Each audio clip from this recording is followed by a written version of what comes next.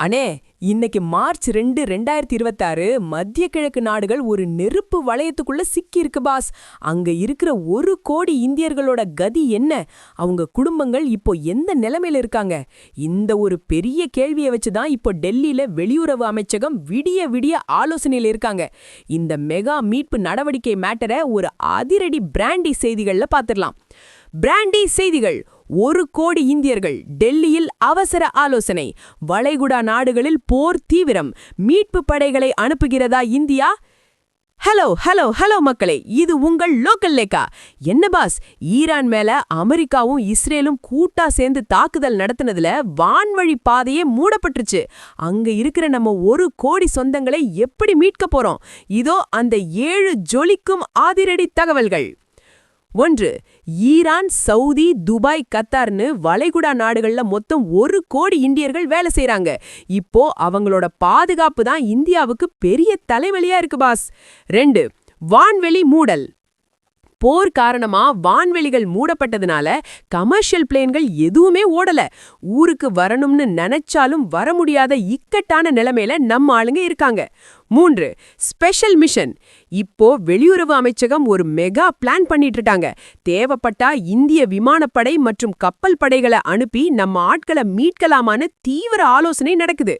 4. உள்துறை அமைச்சகம் எச்சரிக்கை. ஈரான் மீதான தாக்குதலை கண்டிச்சு இந்தியாவுல வன்முறை வெடிக்க வாய்ப்பு இருக்குன்னு எல்லா மாநில அரசுக்கும் மத்திய அரசு அவசர கடிதம் எழுதியிருக்காங்க பாஸ். 5. போராட்டங்கள் வெடிப்பு. சென்னை, லக்னோ, காஷ்மீர்னு பல இடங்கள்ல அமெரிக்காவுக்கு எதிரா போராட்டங்கள் ஆரம்பிச்சிருச்சு. வன்முறையை தூண்டுறவங்களை கண்காணிச்சு ஆக்ஷன் எடுக்கவும் உத்தரவு வந்தாச்சு. 6. மத்திய கிழக்கு நாடுகளின் நிலை. சவுதி, குவைட், பஹ்ரைன்னு எல்லா வளைகுடா நாடுகளுமே இப்போ ஒரு அன்ஸ்டேபிள் சூழல்ல இருக்கிறதுனால அங்க இருக்கிற இந்தியர்களுக்கு தூதரகம் மூலமா அலர்ட் கொடுக்கப்பட்டிருக்கு. 7. குழம்பங்களின் தவிப்பு.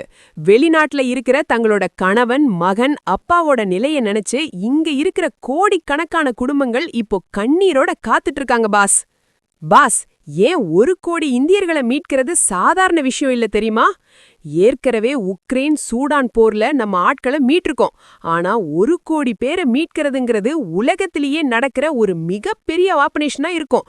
வான்வெளி மூடப்பட்டிருக்கிறப்போ கடல் வழியா கப்பல்களை அனுப்புறது தான் ஒரே தீர்வா இருக்கும்னு தோணுது. இந்திய அரசு இத போர்க்கால அடிப்படையில செஞ்சே ஆகணும்.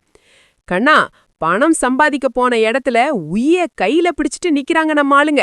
பார்டர்ல மட்டும் இல்ல, வெளிநாட்டுலயும் இப்ப நம்ம இந்தியர்களுக்கு ஆபத்து வந்துருச்சு பாஸ்.